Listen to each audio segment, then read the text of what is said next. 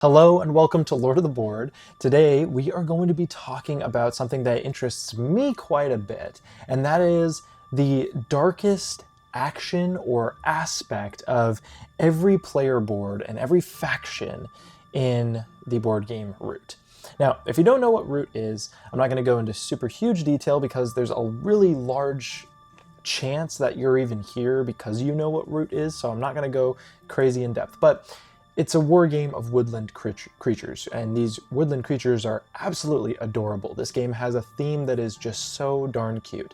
But underneath that adorable theme is this kind of dark history, this dark simulation of historical warfare. Not necessarily historical, but it's simulating these kind of historical wars.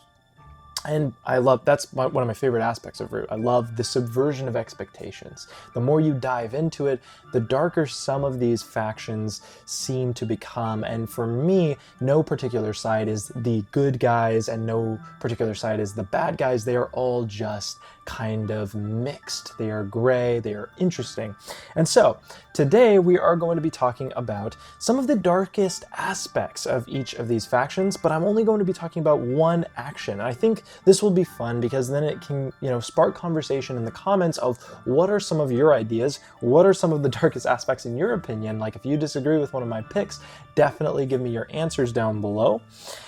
And we're just going to go through every faction that we currently have. So I'm not going to be talking about the Homeland Expansion yet, but I might do a video with just the Homeland Expansion when those factions are fully released. So for now, we're going to be looking at the 10 core factions currently out as of the release of this video. So we're going to start with the Marquise De Cat. Now, the Marquise De Cat, well, first actually, let's talk about something that we're going to be referencing quite a bit, because a lot of these actions, the way that I perceive them thematically, is darker because of my understanding of the game's deck of cards. So if you don't know, the board is broken up into 3 different colors, which is going to be mouse, rabbit, and fox. And that is symbolizing that those creatures live there. Now, there is proof that it's not only those creatures that live in those clearings, but maybe predominantly populated by those. But there's definitely other animals in those clearings. Now, in the same way, the deck of cards is split up into suits. They also have the bird suit in the deck of cards.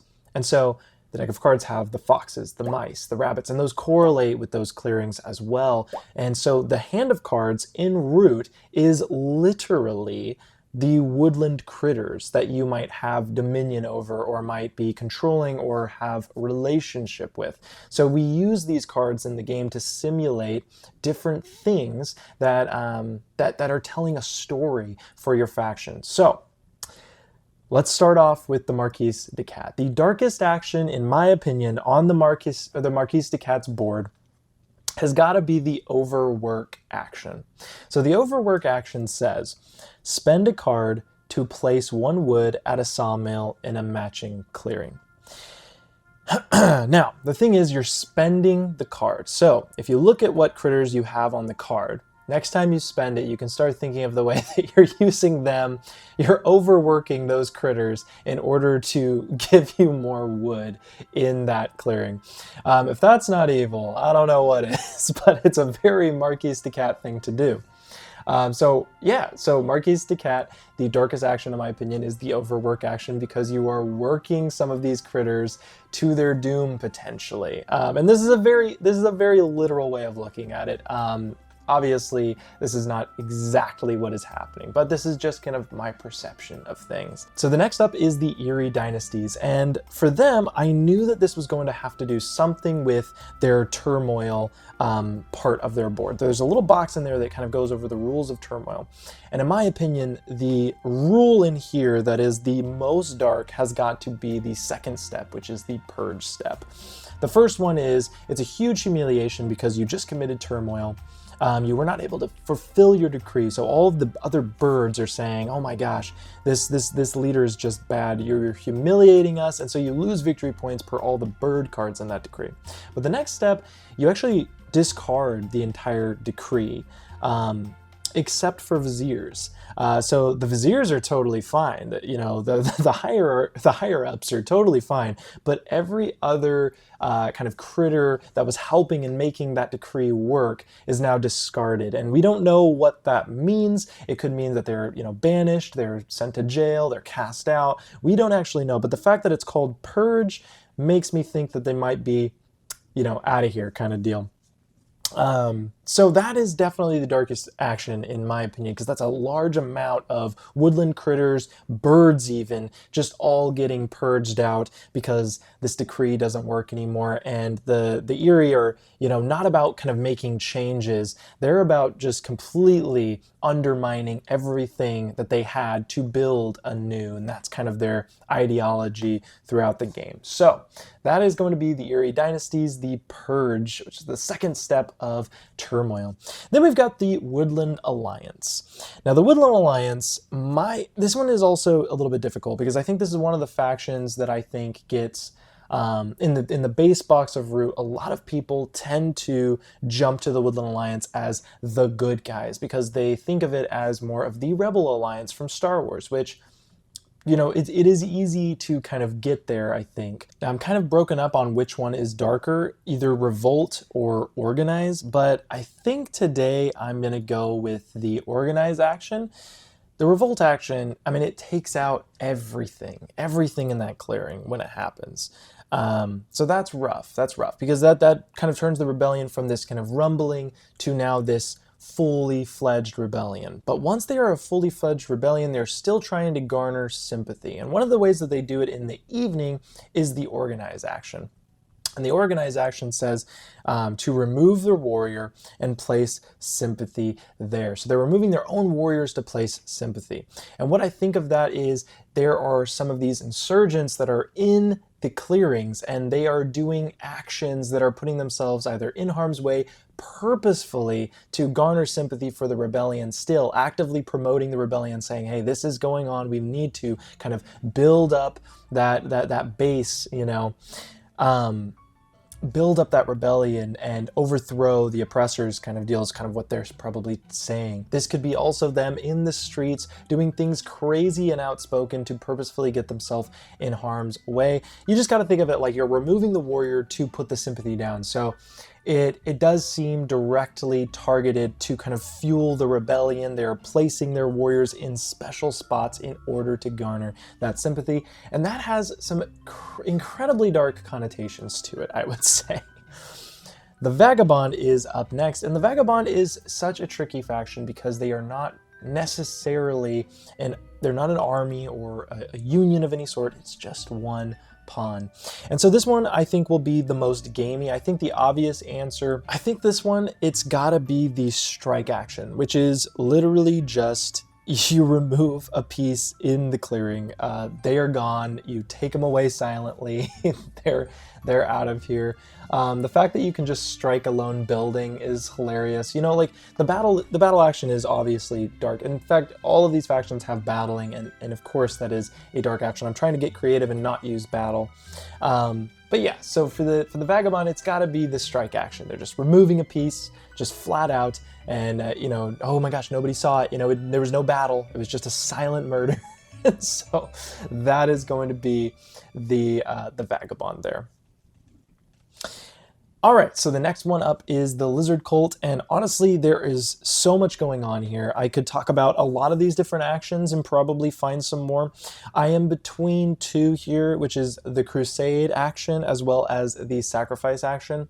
For purposes of not getting too into it, we're going to use the Sacrifice action as one, just to kind of, talk about the cards meaning something again as well. So with this faction, they reveal cards to do certain actions. Well, there's straight up an action called Sacrifice, where they are revealing a bird card, and they place one warrior in the Acolyte's box. So what we kind of get from this is that with their special rules having the hatred of birds, and they've got that Sacrifice action, we can come to one conclusion, that they are just sacrificing birds in order to build up these acolytes, that they can kind of start doing those crusades. So it starts with that sacrifice, but then it gets to kind of those crusades and the holy warfare that they're doing around the woodland.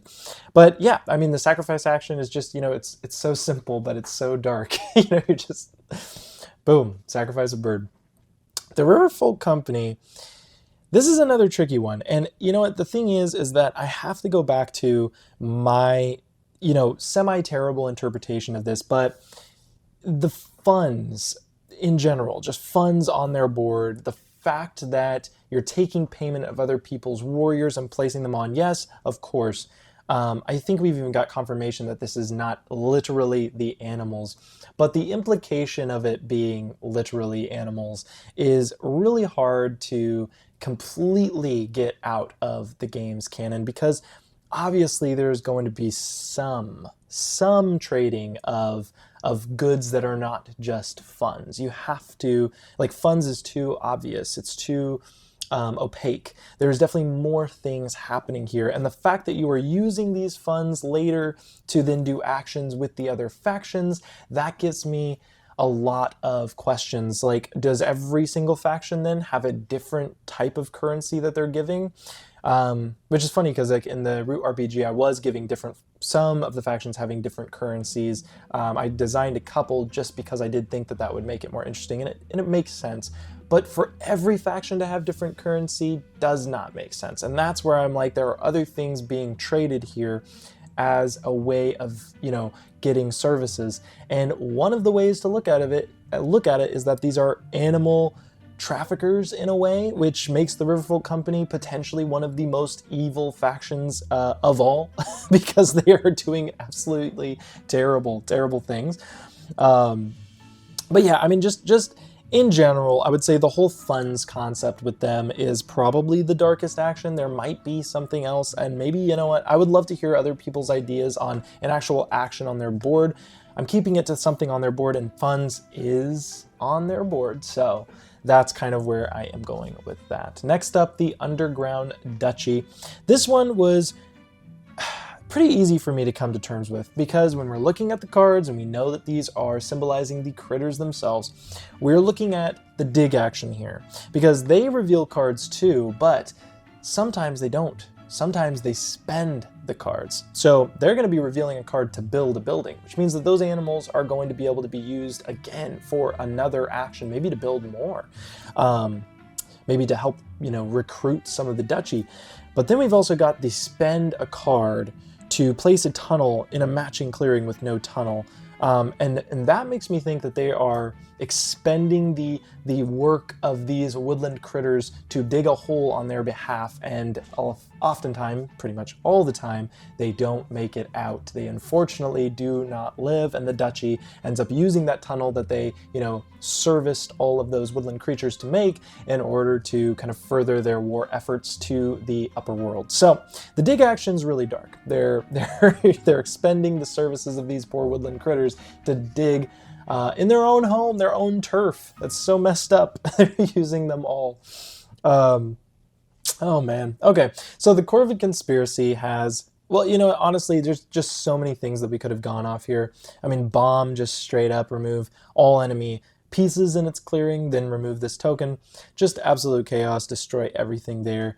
But I think a more interesting one might be the plot action, because this one says that they remove one Corvid warrior, +1 per plot token you place this turn.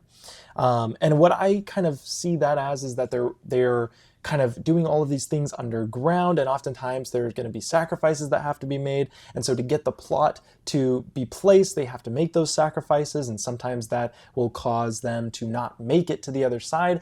And if a plot is already in a clearing, that means that, there is a higher chance, or sorry, if they've already plotted, there is a higher chance that people are going to be alert that they're doing activity. So that means that the next plot made is going to cost you even more. So they are really trying to look for ways to not have to spend or expend themselves too much in a turn, but then eventually you're just going to have to go out and just remove all of those Corvids in order to get those plots out. So I find the plot action to have some darker connotations the more you think about it. Okay, we've got the Lord of the Hundreds. This one's easy. Oppress. It's got to be oppress. The oppress action says that clearings you rule. So this is how they gain legitimacy in the woodland. This is how they win the game. This is how they get their victory points. Clearings that you rule that have a hundreds piece and no enemy pieces. Most factions can score. In fact, all factions can score, even if there are usually like other pieces around. But the rats have a different motive. They don't want any other pieces around. They want only the rats. And that right there is very, very dark.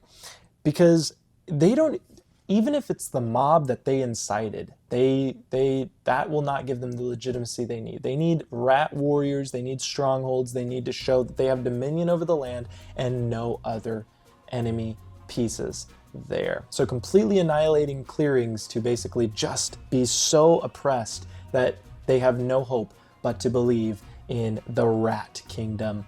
That is how the Lord of the Hundreds gains its legitimacy, and it is pretty messed up. So that is the darkest action, in my opinion, of the Lord of the Hundreds. It is the oppress action.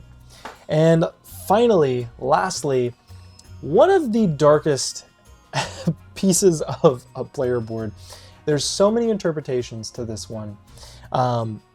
And I'm just going to leave it up to you guys on what you interpret it with. But the Keepers in Iron, in their evening step, they have an action called Live Off the Land. And the wording here, I wish they could have made this more clear, you know?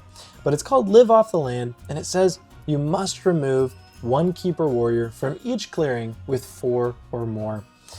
Now this could, if you're a really positive person, this could mean that they sent off one of the Keepers to go off and find and forage some supplies. But if they sent them off, then how did the supplies get there? How did they get the food? How did they live off the land by sending them off and them never returning? And that's where you start thinking. It starts getting dark. It starts getting really, really grisly. And you gotta start wondering, why are their badgers just disappearing in clearings when there's too many there? What are they living off the land with? That has got to be one of the darkest actions in the game for sure, because I definitely have my ideas. I'm sure you guys have your ideas too, and that's one of the fun of this type of video. So yeah, please, what are some of your ideas? I had a lot of fun with this. I hope you had fun, and I hope that you share your ideas down below. Are there any of these where you disagree with my pick, and are there some that you think would actually be even darker for some of these factions? Please comment down below. I would love to hear those ideas there.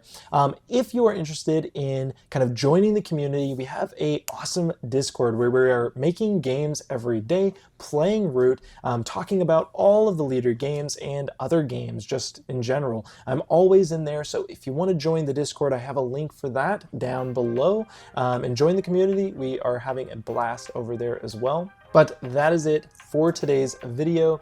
Thank you so much for watching. Let's go ahead and drop the beat.